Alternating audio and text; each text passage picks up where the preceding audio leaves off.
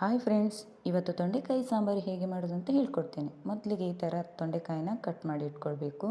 ಹಾಗೆ 2 ಈರುಳ್ಳಿನ ಹಾಕಿ ರುಚಿಗೆ ತಕ್ಕಷ್ಟು ಉಪ್ಪು ಹಾಗೂ ಬೆಲ್ಲನ ಹಾಕ್ಕೊಂಡಿದ್ದೇನೆ. ನೀರಿನ ಪ್ರಮಾಣ ಎಷ್ಟಿರಲಿ. ಇವತ್ತು ಕುಕ್ಕರಲ್ಲಿ ಮಾಡ್ತಾಯಿದ್ದೇನೆ. ಕುಕ್ಕರ್ ಮುಚ್ಚಿ ಸೀಟಿ ಹಾಕಿದ್ದೇನೆ. ವಿಶಿಲ್ ಹೊಡೆಯೋದು ಬೇಡ. ಸೆಕೆ ನೀರು ಬಂದಾಗ ಆಫ್ ಮಾಡಿದರೆ ಸಾಕು, ಯಾಕಂದರೆ ಬೇಗನೆ ಬೇಯುತ್ತೆ ತೊಂಡೆಕಾಯಿ. ಪ್ರೆಸ್ಟೀಜ್ ಅವರ ಕುಕ್ಕರು, 3 ಲೀಟ್ರದ್ದು ಚೆನ್ನಾಗಿದೆ.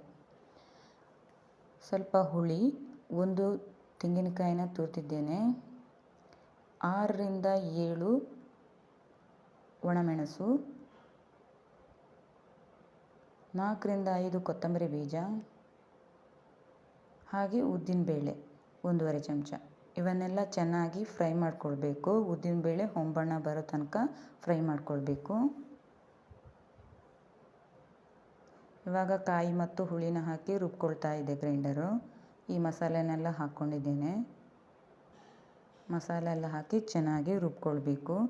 ಇವಾಗ ಆಗ್ತಾ ಬಂತು. ತುಂಬ ನುಣ್ಣಗಾಗಬೇಕು ಅಂತಿಲ್ಲ, ಸ್ವಲ್ಪ ತರಿ ಇರುವಾಗಲೇ ತೆಕ್ಕೊಳ್ಬೇಕು. ಇವಾಗ ಆಯಿತು, ತೆಗಿತಾ ಇದ್ದೇನೆ ರುಬ್ಬಿದ ಮಸಾಲ.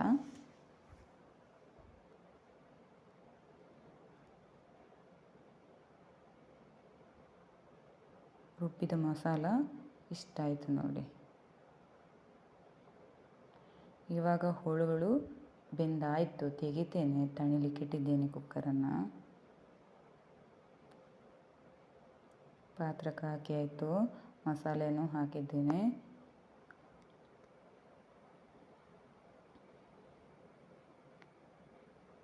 ಮಸಾಲೆ ಎಲ್ಲ ಚೆನ್ನಾಗಿ ಹೋಳುಗಳ ಜೊತೆ ಬೆರಿಬೇಕು. ಚೆನ್ನಾಗಿ ಮಿಕ್ಸ್ ಮಾಡಿಕೊಳ್ತಾ ಇದ್ದೇನೆ. ನೀರು ಹಾಕ್ಕೊಳ್ಬೋದು, ಎಷ್ಟು ಅಂದಾಜಿದ ಮೇಲೆ ಹಾಕ್ಕೊಳ್ಬೋದು. ಸ್ವಲ್ಪನೇ ನೀರು ಹಾಕ್ಕೊಳ್ಬೇಕು, ಜಾಸ್ತಿ ಹಾಕ್ಲಿಕ್ಕೆ ಹೋಗಬಾರ್ದು.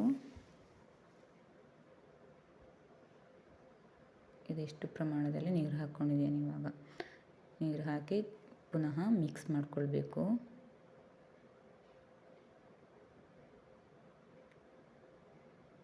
ನೋಡಿ, ಈ ಥರ ಇದೆ.